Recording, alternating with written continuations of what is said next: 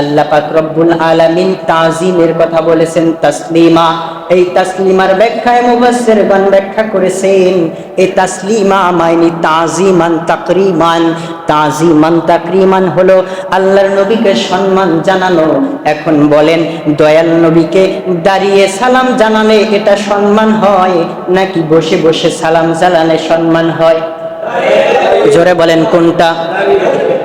তাজিম করা এটা দাঁড়ানো, এটা কি তাজিম বলে, নাকি বসে থাকা এটা কি তাজিম বলে? জোরে বলেন কোনটা? আমাদের সমাজে এক শ্রেণীর ভাইয়েরা বলে নবীজি দাঁড়াতে নিষেধ করেছে, কিন্তু হাদিসের ভিতরে কি বলেছে সেটার ভেঙ্গে বলে না। নবীজি আমার অনারবদের মতো দাঁড়াতে নিষেধ করেছে। এখন অনারবিরা কিরকম দাঁড়াতো? তারা তাদের রাজা বাদশাহের কাছে না দাঁড়ালে বুঝবেন না। রাজা বাদশাহের কাছে তারা হাত দুটো এরকম হাত দুটো এরকম করে, তারপরে মাথা নত করে এরকম রাজা বাদশার সামনে দাঁড়াতো। এরকম দাঁড়াতো, এরকম মাথা নত করে হাত এরকম জোর করে অনারবিরা দাঁড়াতো। আল্লাহর নবী এইরকম ভাবে দাঁড়াতে নিষেধ করেছে। এর মানে আপনি সোজা হয়ে তাজিমের সাথে সম্মানের সাথে দাঁড়াবেন, সেটা নিষেধ করে নাই। যারা বলেন নিষেধ করে নাই। তুমি ভাত খেও না, এর মাইনি যে আপনি একবারে খাইবেনই না এটা না। জোরে বলেন ঠিক কি না? জোরে বলেন ঠিক কি না? তুমি খাইও না, আল্লাহ খাইতে বলছেন আবার নিষেধ করছেন। এখন বুঝতে হবে যে আল্লাহ কোনটা খাইতে বলছেন আবার কোনটা নিষেধ করছেন। যেইটা নিষেধ করছেন ওইটা বর্জন করতে হবে, যেটা খেতে বলছেন ওটা খেতে হবে। খাইও না এর মাইনে আমি খাবো না, এটা জোরে বলেন এইটা বলে নাই। তাহলে আল্লাহ বলছেন ওয়াসাল্লিমু তাসলিমা, তাজিমের সাথে শুধু দুরূদ নয়, তুমি দুরূদ পড়ো, সালাম দাও আমার নবীকে তাজিমের সাথে, যেটা তোমার কাছে তাজিম মনে হয়। সাহাবীরা নবী যখন আসতেন নবীর তাজিমে দাঁড়িয়ে থাকতেন। নবী যখন দরবার থেকে যাইতেন, নবীর কদম থেকে যখন যাইতেন, সাহাবীরা ততক্ষণ পর্যন্ত দাঁড়িয়ে থাকতেন যতক্ষণ পর্যন্ত নবীকে দেখা যাইতো। জোরে বলেন সুবহানাল্লাহ। একটা প্রশ্ন আসছে, ৬০ গম্বুজ মসজিদে ঈদের জামাতে মিলাদ কিয়াম করার কারণে ইমামকে অন্ধ বলেছেন এক মুসল্লি। জোরে বলেন নাউজুবিল্লাহ। যে এই মসজিদের যিনি ইমাম আছেন একজন অযোগ্য।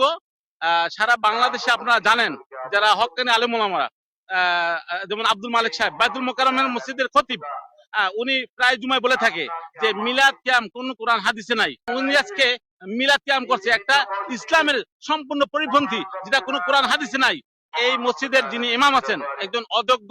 ঈদের নামাজ পড়ে আমি খুব আনন্দিত এই জন্য যে ঐতিহ্যবাহী একটা মসজিদ, কিন্তু দুঃখের পরিতাপের বিষয় হলো যে এই মসজিদের যিনি ইমাম আছেন একজন অযোগ্য।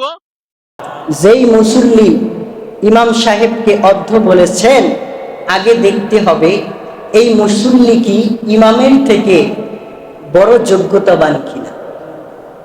এইটা আগে কি করতে হবে? দেখতে হবে। কারণ একজন ইমাম সে যেই হোক না কেন তার যোগ্যতা আছে বিধায় আপনি ইমামের চেয়ারে তাকে বসাইছেন।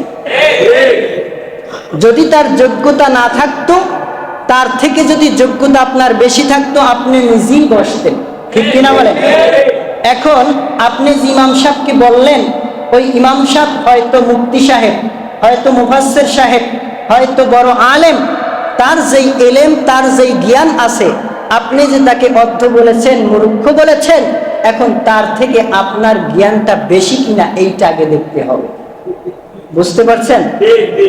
আর এই সমস্ত কথাগুলো কারা বলে জানেন? যাদের ভিতরে রসুল পাকের ইশকের কথা আসলে অ্যালার্জি চুলকানি শুরু হয়। জোরে বলেন ঠিক কি? কারণ এদের কথায় কিছু আছে যায়। জোরে বলেন যায়। বাংলার জমিনে মিলাদ কিয়াম ছিল, মিলাদ কিয়াম আছে, মিলাদ কিয়াম কিয়ামত পর্যন্ত থাকবে। জোরে বলেন ঠিক কি? যদি তোমার ভালো না লাগে তোমাকে বাধ্য করি না, এটা আমরা ফরজ মনে করে আমরা মিলাদ কিয়াম করি না।